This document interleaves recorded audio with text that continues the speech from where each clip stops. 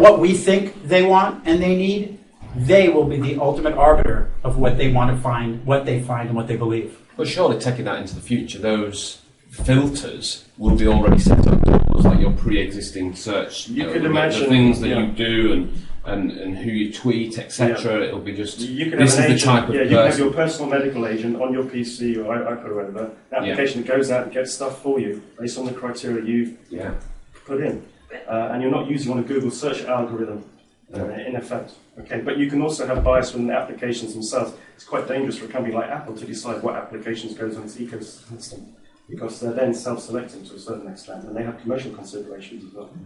There's a hand in the back. Yes. Can you speak up? Can you talk? Yes.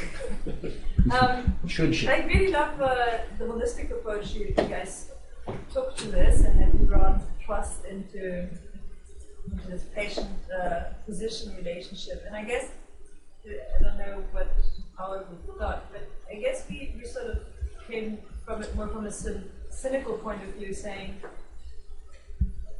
you know, the patients go online because precisely they do not trust, right? They go to verify information. So there is that element of distrust in their act of. So I've been with the physician. The physician told me, you have this disease, you should be taking that treatment, etc. You know, before 10 years ago, that was it, and we just went with it. Today, we go like, hold on a minute, let me see what all these 10 other sources say. That's not necessarily trust. That's a qualification of the information you've been given by the doctor. Right. So you've been to the physician, you don't trust, or you're sceptical, or you're not sure, you go and validate or not. It's all in. But you're also generalizing. So you're saying that, see, again, we tried to avoid doing this, and I don't mean anything, but not every patient doesn't trust. I'm saying that people go online because they're verifying things. So it's underlying, maybe it's not distrust, but there's an underlying act of empowerment today that pushes patients to verify what they have been told. And they might do that in front of their physician if they're very confident.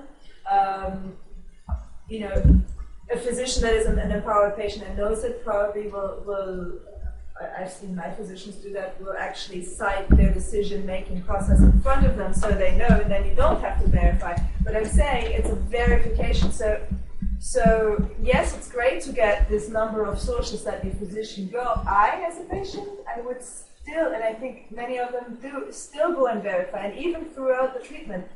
If you talk to a diabetic, they many times know much more what are the devices out there, what are the new treatments coming, etc., than their physician. Right? And that's exactly the point of that timeline, and making sure that we educate the physicians as much as we educate the patients, so that the physicians know where to guide the patients when those who want to know where to go, and so that the physicians know how to respond when the patients come in with the wrong information.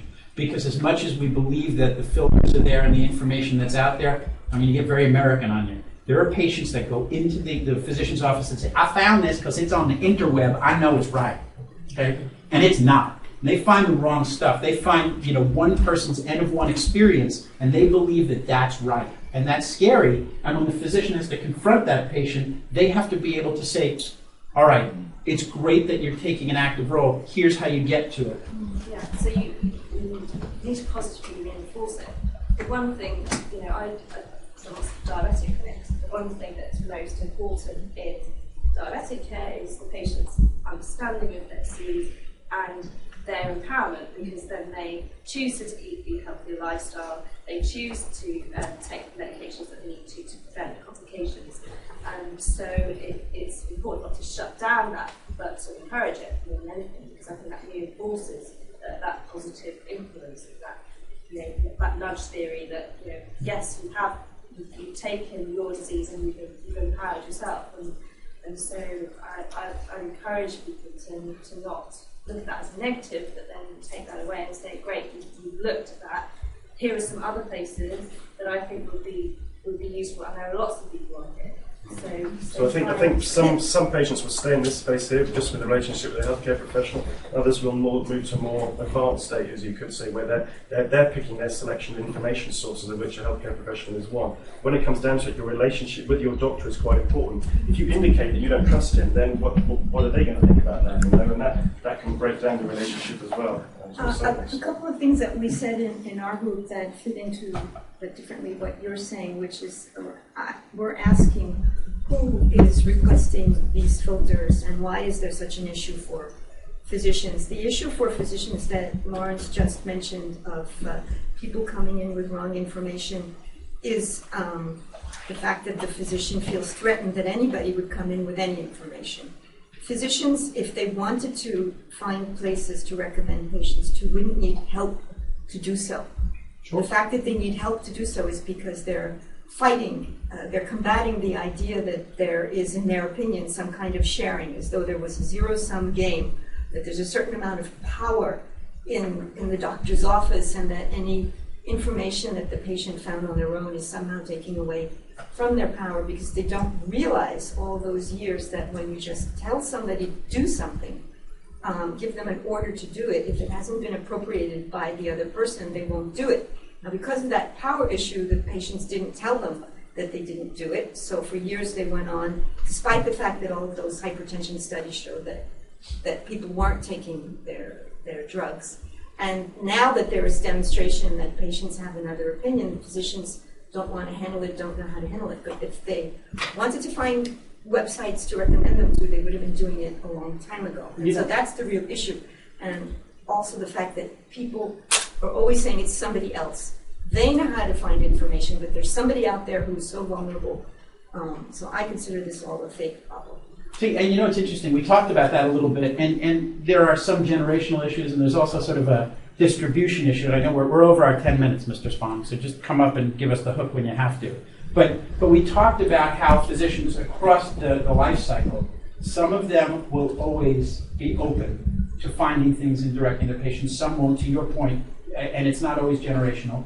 But we also talked about how we can help those who don't realize that they have a role in helping patients find the right information to find that information, right? And the physician becomes the filter to a point, right? We talked about that. And so there was a lot of discussion about how we can get these really heterogeneous audiences to a place who will self-select the stuff that they want to be there. I mean, we talked about how in medical school in the 70s and 80s, physicians were told, don't open a book in front of a patient. You will never want to show them a sign of weakness. To now, Mathina talking about how she uses technology to teach the patients, to show them things at the bedside. So there's a big difference in how education is being done, and we see that.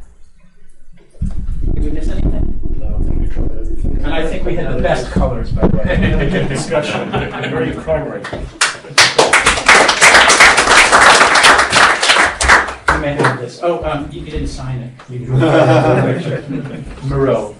It's totally beyond me to try and summarise those three excellent summaries of the conversations that have taken place in the first half of this session, so I'm not even going to try. What I'm going to say is thank you all very much, and it's time to break for coffee. So, coffee's that way. See you back in here for the kick-off of session 2 in 30 minutes. Thank you. We captured